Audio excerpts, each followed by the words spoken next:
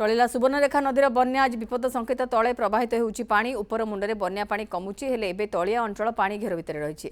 बन्या आसिबा फଳରେ बालियापाଳ ब्लॉकर 5टी पंचायत अस्ति मधुपुरा बालियापाଳ जामकुंडा विष्णुपुर संपूर्ण भावे प्रभावित होइछि एवं 3टी पंचायत आंशिक प्रभावित होइछि। एबे भी रास्ता उपरे 4 फुट उच्चरे जल प्रवाहित होउछि। लोके जाहाज पई बोट्र सहारा नेउछन्ति आउ किए छातीए पानी रे पसी जाहाज करछन्ति। एबे भी गाँ गाँ रे रहिछि बन्या पानी। धीरे धीरे बन्या पानी छाड़िबा परे लोक माने नदीबंध उपरु निज निज घर को जाई सजाडुछन्ति आसबाबपत्र। सेबडे भोगराई ब्लॉक रो 20 रु अधिक पंचायत रे बन्या पानी पसी लोकंकर जिनिस पत्र नष्ट होइतबा बेले विशेष करी कुंभीरगड़ी पंचायत रो कुल्ला पंतेई खोलाबाड़िया आदि गाँव में घरद्वार पानी रे बुड़ी। लोके गृहपालित पशु और कुनि कुनि पिला नदीबंध उपरे आश्रय नहीं। तेज बन्या पानी रे भासी जाइथिबा घरद्वार को केमिति सजाड़िबे से नहीं चिंतार पड़ते लोक मैंने। भोगराई ब्लॉक प्राय 110 हेक्टर परिबा चाष संपूर्ण नष्ट होइछि। बन्या जल रे तलिया अंचल एबे भी बुड़ी रहिछि।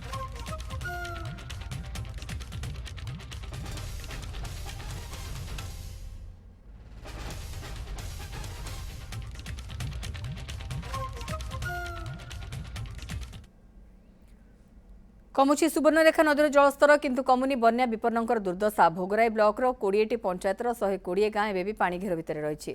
कुंभीरगड़ी पंचायतर पंतेई गाँव में लोकंकु दुआर मुहरे पानी जमा होई रहिछि। 3 दिन हेब लोके घरु बाहरी पार नाहांती।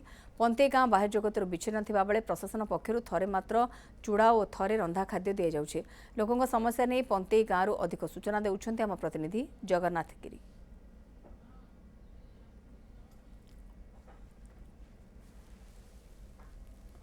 शह शह लोकंकु बासहरा करदेछि सुवर्णरेखार द्वितीय बन्या पानी।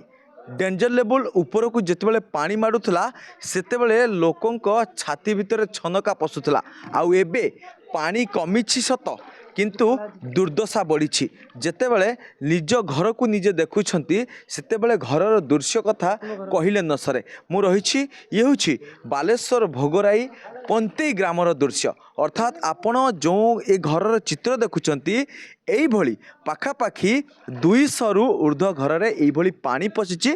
आउ समस्ते बासहरा हो जाइछंती। सहारा कोट नहीं जा नदीबंध उपरे सहारा से माने नहीं। तेबे नदीबंध उपर जिते सहारा देते सेतेबेले सरकारी सुविधा मध्य तांको पाखरे संपूर्ण पहुँची पारि नाही।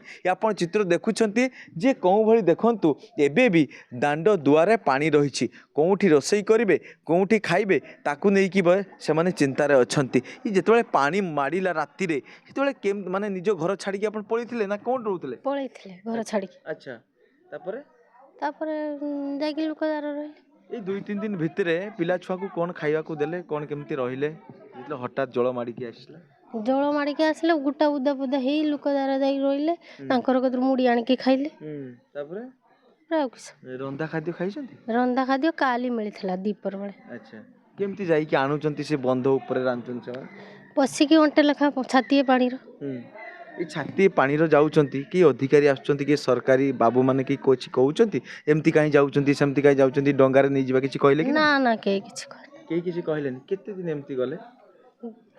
काली जाइले पर दिन जाइले। अच्छा जेतरे पानी माडी आसे सेतरे आपण माने कोन भाबंती माने केमती रहिबे कोन करिवे? के भाबिबा जे को हेला कष्ट मष्ट करी यांक दाकू दौड़ी की चलिएले। अच्छा एमती कि माने सब सजबाज करनियंती कि बन्या आसीबो?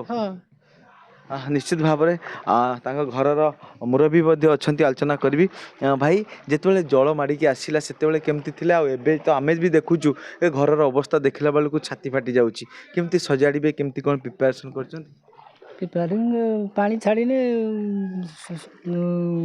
ऊंचा जगह अच्छे तापरे सुकिने जा हम आउ कई तो आसुना कई देखुना आरकम दिन काटी मुड़ी फुड़ी खाई। अच्छा पानी कोठू पियंती समय? पानी एठी टियल गुटे अछि सेटा बुड़ी जाए जल कमिले सेटारो ताई काढी खाए।